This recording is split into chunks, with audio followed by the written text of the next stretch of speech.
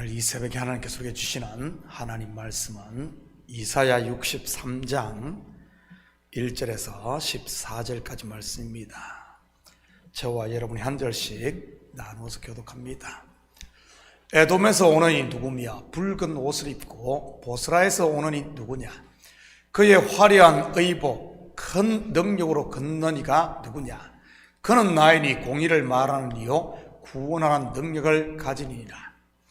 어찌하여 내 욕이 부르며 내 옷이 묻어질 막는 자 같으냐? 만민 가운데 나와 함께한 자가 없이 내가 홀로 포도즙 틀을 밟았는데 내가 노함으로 말미암아 무리를 밟았고 분함으로 말미암아 짓밟았으므로 그들의 선혈이 내 옷에 튀어 내 의복을 다 더럽혔음이니 이는 내 원수 같은 날이 내 마음에 있고 내가 구속할 때가 왔으나 내가 본적 도와주는 자도 없고 붙들어주는 자도 없으므로 이상하게 여겨 내 팔이 나를 구원하며 내 분이 나를 붙들었습니다. 내가 노함으로 말미암아 만민을 밟았으며 내가 분함으로 말미암아 그들을 취하게 하고 그들의 선혈이 땅에 쏟아지게 하였느니라. 내가 여호와께서 우리에게 베푸신 모든 자비와 그의 찬송을 말하며 그의 사랑을 따라 그의 많은 자비를 따라 이스라엘 집에 베푸신 큰 은총을 말하리라. 그가 말씀하시되 그들은 실로 나의 백성이요 거짓을 행하지 아니하는 자니라 하시고 그들의 구원자가 되사 그들의 모든 환난에 동참하사 자기 앞에 사자로 하여금 그들을 구원하시며 그의 사랑과 그의 자비로 그들을 구원하시고 옛적 모든 날에 그들을 드시며 안으셨으나 그들이 반역하여 주의 성령을 근심하게 하였으므로 그가 돌이켜 그들의 궤적이 되사 신이 그들을 치셨더니 백성이 옛적 모세 때를 기억하여 이르되 백성과 양떼의 목자를 바다에서 올라오게 하신 이가 이제 어디 계시냐? 그들 가운데 성령을 두시니가 이제 어디 계시냐? 그의 영광의 팔이 모세의 오른손을 이끄시며 그의 이름을 영원하게 하려 하사 그들 앞에서 물을 갈라지게 하시고 그들을 기쁨으로 인도하시되 광야에 있는 말같이 넘어지지 않게 하시니가 이제 어디 계시냐? 여호와의 영이 그들을 골짜기로 내려가는 가축같이 편히 쉬게 하셨도다. 주께서 이와 같이 주의 백성을 인도하사 이름을 영광하게 하셨나이다 하였느니라. 아멘. 좋은 아침입니다. 오늘 본문은 원수에 대한 심판과 자기 백성을 돌보시는 하나님을 소개하고 있습니다. 여러분, 이스라엘의 가장 큰 원수가 누구인 줄 아십니까? 애굽일까요? 아수르나 바벨론일까요? 아닙니다. 의외로 이스라엘의 가장 큰 원수는 형제국이었던 에돔입니다. 에돔이 누구죠? 야곱의 형이었던 에서, 그 에서의 후손들이 이 에돔 족속입니다. 이들은 이스라엘 동남쪽 주로 사해 아래에 살았던 사람들이고요. 에돔이라는 뜻은 붉다는 뜻입니다. 특히 이들은 남유다가 바벨론에 의해 망하고 포로로 잡혀갈 때 유다를 약탈했을 뿐 아니라 조롱하기까지 했습니다. 세상의 이치도 비슷하지 않습니까? 원수가 멀리 있는 것이 아닌 가까이 있는 것 말입니다. 가정에서는 주로 누가 원수입니까? 시자가 들어가는 거기에 참 원수되기가 쉽고, 직장에서는 바로 위에 있는 상사나 아니면 같은 동료, 그리고 교회에서도 교회 밖의 사람이 아닌 같은 성도들 가운데 있을 수 있다는 사실입니다. 그런 것을 보면 사랑하는 사람과 원수는 깻잎 한 장 차이인 것 같습니다. 그래서 교회에서는 소금을 두고 화목해야 하고 성령 안에서 교제해야 하는 것입니다. 소금이란 언약을 상징하는 것으로 말씀 안에서 서로 하나가 되어야 된다는 말이지요. 이런 것이 없이 인간적인 정으로 친해지면 어떻게 되는 줄 아십니까? 한 사람이 시험 들면 영문도 모르고 다 그냥 시험 들어버리는 것입니다.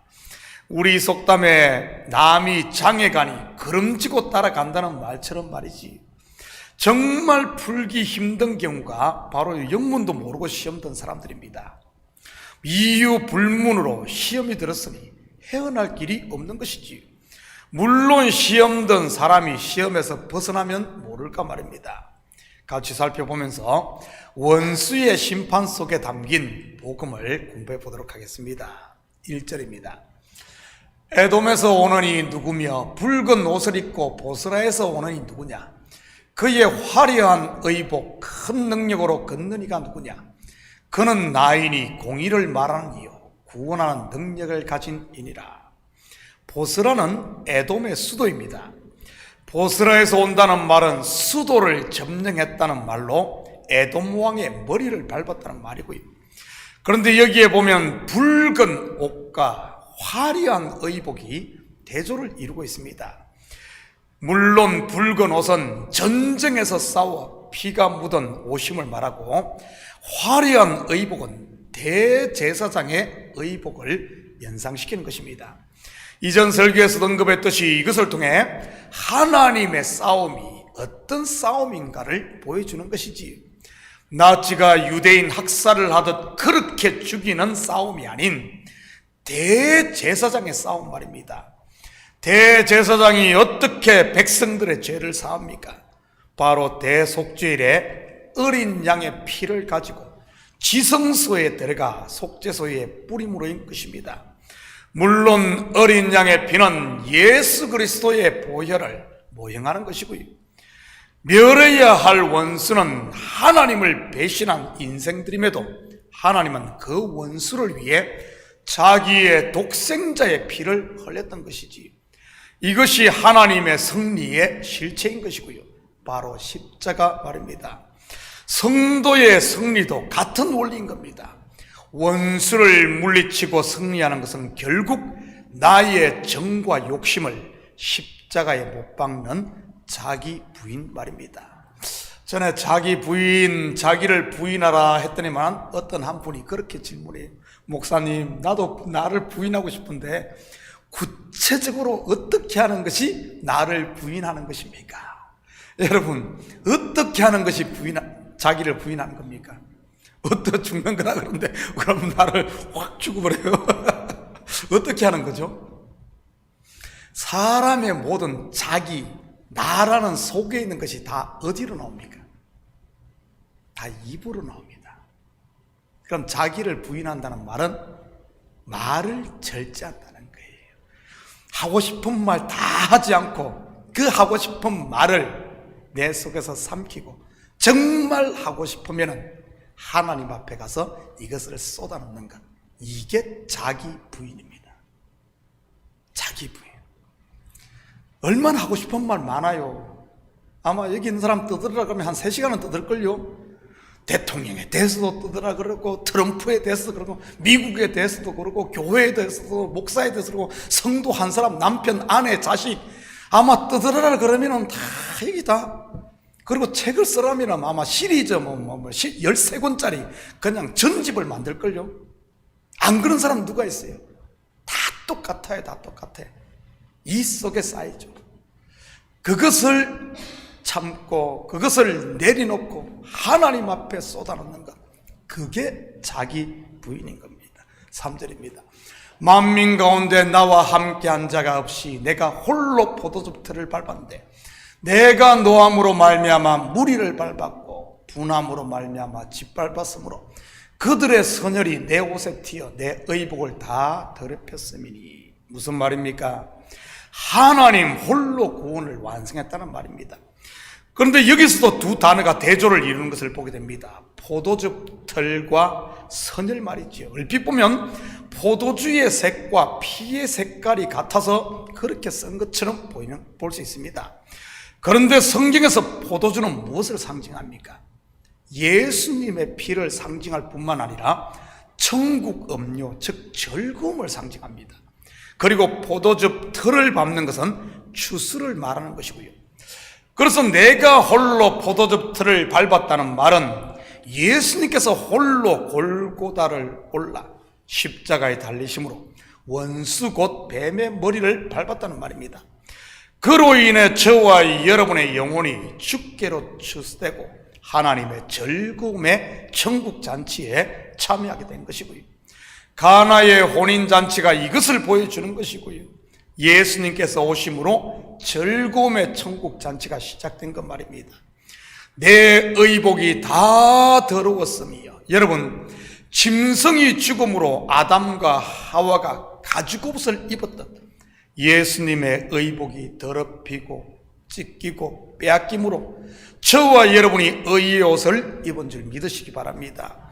우리가 이미 공부했던 이사야 53장처럼 말입니다. 그가 징계를 받음으로 우리가 평화를 누리고 그가 찢김으로 채찍에 맞음으로 우리가 나음을 받았으며 그가 죽으심으로 우리가 살아난 것 말입니다.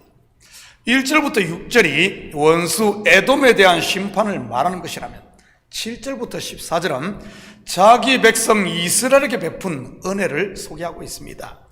이것은 심판과 구원은 하나의 짝이라는 것을 보여주는 것이지. 9절과 10절입니다. 그들의 모든 환난에 동참하사 자기 앞에 사자로 하여금 그들을 구원하시며 그의 사랑과 그의 자비로 그들을 구원하시고 옛적 모든 날에 그들을 드시며 안으셨으나 그들이 반역하여 주의 성령을 근심하게 하였으므로 그가 돌이켜 그들의 대적이 되사 친히 그들을 치셨으니. 이것은 무엇을 말하는 것입니까? 바로 바벨론에 의해 유다가 멸망한 것과 포로로 잡혀간 것을 말하는 것입니다. 남유다가 어떻게 이렇게 된 원인이 무엇이라는 말입니까? 하나님에 대한 반역, 곧 우상 숭배의 죄 때문이었던 겁니다. 그러자 하나님이 그들의 대적이 되었던 것이고요. 친히 그들을 치셨더니, 여기서 치셨더니 할 때 사용된 히브리어 원어가 라함입니다. 이 라함이라는 단어는 레헴에서 파생된 단어이고요. 레헴, 어디서 들어보지 않았나요? 베들레헴 할 때 그 레헴입니다. 베들레헴의 뜻이 뭐죠? 베트는 집, 레헴은 떡이라는 뜻입니다. 그래서 베들레헴 하면 떡집이라는 뜻이고요. 그래서 치셨다 할 때 라함은 그냥 파괴나 멸망을 일컫는 단어가 아니라 어떤 목적을 가지고 부수고 주무르고 깎고 때리고 하는 것을 말하는 것입니다. 여러분, 떡을 만들려면 제일 먼저 무엇을 해야 합니까? 곡식을 절구에 넣고 빻아 가루로 만들어야 합니다. 왜 밀이나 보리 아니면 쌀을 가루로 만듭니까? 아깝게 말이지. 왜 그렇게 하죠? 그래야 떡을 만들 수 있기 때문입니다. 바로 가루로 만드는, 다시 말해 빻는다는 말이, 부수고 깨고 빻는다는 말이 라함입니다. 그리고 가루로 만들었으면 다음으로 어떻게 해야 합니까? 물을 넣고 반죽을 해야 합니다. 조물딱 말이지요. 그래야 골고루 반죽이 되어 맛있는 떡을 만들 수 있으니까요. 이 조물딱 주무르는 것도 라함, 치다 라함인 것이고요. 하나님께서 아담을 어떻게 만드셨습니까? 흙으로 사람을 지어서 한 줌의 흙을 가지고 조물딱 반죽을 하고 붙일 것은 붙이고 파낼 것은 파내 만들었습니다. 이때 조각하다는 할 때 이 단어도 라함입니다. 무슨 말입니까? 친히 그들을 치셨다는 말은 그들을 가루로 만들고 주무르고 불순물을 제거해 새롭게 빚었다는 말입니다. 재창조를 하신 것이지. 저는 지금 우리 교회도 하나님의 손에 의해 라함되고 있음을 믿습니다. 나달갱이 같은 우리를 빻아 가루로 만들고 열이면 열, 생각이 다른 우리에게 물을 넣어 하나로 반죽을 하고 돌들은 골라내고 그리고 오븐에 넣어 굽는 과정 말이지. 여러분, 빵 굽는 냄새가 나지 않습니까? 저는 요즘 아침마다 그 냄새를 맡아요. 식빵을 토스트기에 넣고 구이하니까 나른나른 빵 굽는 냄새 말입니까? 저는 요즘 그 냄새를 맡고 있고요. 곧 맛있는 빵이 우리 교회도 나올 줄 믿습니다. 하나님 성소에 올려질 진설병 빵 말이지요. 바로 하나님 손에 들려져 영혼들을 살릴 생명의 떡 말입니다. 저는 우리 식구들이 좀 힘들더라도 잘 인내하심으로 영혼을 살리는 복음의 일꾼으로 다 쓰임받기를 축복합니다. 11절입니다. 백성이 옛적 모세의 때를 기억하여 이르되 백성과 양떼의 목자를 바다에서 올라오게 하시니가 이제 어디 계시냐? 그들 가운데 성령을 두시니가 이제 어디 계시냐? 결국 하나님의 백성들은 연단을 통해 하나님이 치면 칠수록, 팽이는 치면 칠수록 잘 돌듯이 하나님의 백성도 연단하면 연단할수록 다 정결하게 되어 작품이 되어 죽게 돌아오게 된다는 사실입니다. 애굽에 종살이하던 이스라엘이 그랬지 않습니까? 바벨론의 포로로 잡힌 유다인들도 마찬가지인 것이고요. 저는 우리 식구들도 다 작품이 되어 멋있는 정결한 신부가 되어 다 돌아올 줄 믿습니다. 14절입니다. 여호와의 영이 그들을 골짜기로 내려가는 가축같이 편히 쉬게 하셨도다. 주께서 이와 같이 주의 백성을 인도하사 이름을 영화롭게 하셨나이다 하였느니라. 돌아온 그들에게 하나님은 은혜와 평강의 하나님 나라를 주십니다. 다르게 말하면 쉬게 한 것이지. 여기서 골짜기로 내려간다 할 때 골짜기는 와디를 말합니다. 이스라엘에 있는 계절성 시내 말이지요. 시내라고 하나 우리처럼 사시사철 물이 흐르는 그런 시내가 아니라 비가 오는 우기에는 시내가 되었다가 비가 오지 않는 건기에는 주로 길로 사용이 되는 와디입니다. 왜냐하면 이 와디는 물길이 있는 곳이기 때문에 가장 빠른 길이기도 하고요. 그래서 골짜기로 인도한다는 말은 안식과 인도를 말하는 것입니다. 지금 하나님께서 저와 여러분을 골짜기로 인도하시는 줄 믿으시기 바랍니다. 왜냐하면 여러분은 예수 그리스도의 핏값을 주고 산 하나님의 존귀한 백성들이니까요. 사랑하는 성도 여러분, 오늘 하루도 하나님의 말씀에 귀 기울임으로 그분의 인도를 잘 받는, 그리하여 은혜와 평강, 감사를 누리는, 천국 잔치를 누리는 이런 복된 하루 되기를 예수님의 이름으로 축복합니다. 같이 기도하십시다. 사랑의 아버지 하나님, 참으로 감사를 드립니다. 자기 백성들에게 아버지 하나님 참으로 은혜와 평강의 하나님 나라를 주시고 지름길을 주셔서 인도하시는 하나님, 참으로 감사를 드립니다. 때로는 우리 눈에 보기에 아버지 하나님 참으로 힘들고 아버지는 어려운 길 같지만 주님이 인도하시는 길은 가장 좋은 길임을, 우리가 아버지님 눈에 보이는 것을 보는 것이 아니라 아버지님 우리를 인도하시는 주님을 바라보며 아버지님 나아갈 수 있도록 도와주시옵소서. 그럴 때 아버지 하나님 힘들다고 원망하거나 주저앉지 아니하고 아버지 하나님 묵묵히 그 길을 따라갈 수 있사오니 오늘 하루 삶도 아버지 하나님 주님의 인도를 받음으로 가는 곳마다 아버지 하나님 주님의 손길을 맛보게 하시고 주님이 예비한 아버지 하나님 천국 잔치를 맛보며 사는 복된 하루 되게 도와주시옵소서. 감사드리며 예수님의 이름으로 기도드립니다. 아멘.